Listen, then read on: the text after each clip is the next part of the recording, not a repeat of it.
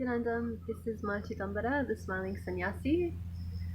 So my video today will be about a click I had the day before yesterday when I was filming a video and reviewing what I had spoken about in that video. I caught myself saying something which I wasn't even aware that I said at the time. So the statement that I made in particular in the video was, when we become enlightened. And when I was listening to that, I immediately was a bit surprised that I used those particular words, because I understand that when we become enlightened is not actually it's not the right thing to be saying at all. So before I found my guru, Paramahamsa Sri Nithyananda, I was a seeker, right? So I had an interest in understanding the purpose of existence and why do we even take this birth, and what is the purpose of human beings, living the way they do. And so all of these fundamental questions were there inside of me, and my upbringing was as a Roman Catholic. So I was my whole understanding of spirituality and the universe is based off of Christianity and Christian teachings. So for me, the way that I understood God and my relationship with God, and even in Christianity, the Son of God, was that basically God is somewhere in some far off place, and I need to beseech him and pray to him. And there was a kind of a unspoken understanding, at least in my the way I saw it, that I'm a sinner. So to perceive or believe that I could have some kind of a holy connection with God or a relationship with God was not something that was even a possibility in my mind.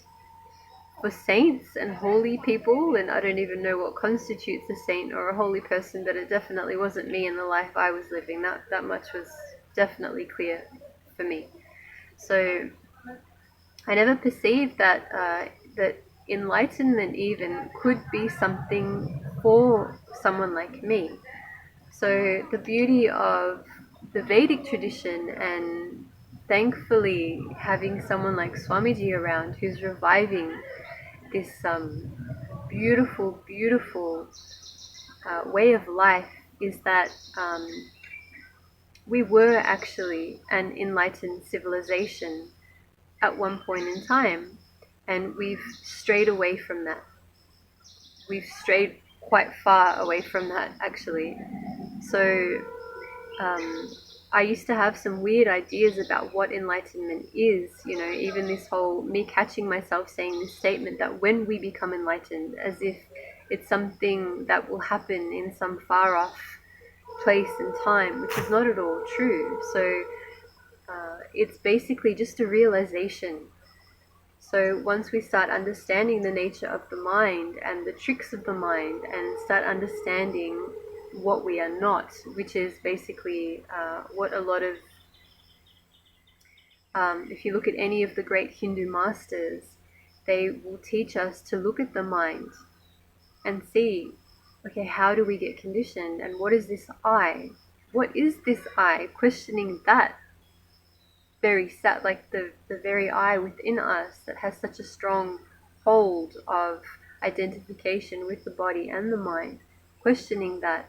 And in that questioning, the unraveling happens of seeing what we are not, and in that the realization happens of what we actually are. So it's a happening here and now, in every moment. We are always enlightened, but it's a kind of a flowering that happens where you start understanding more and more.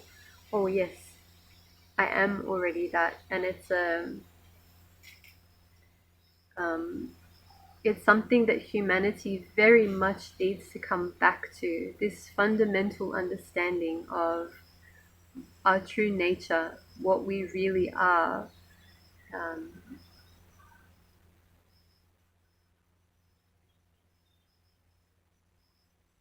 it's so much needed.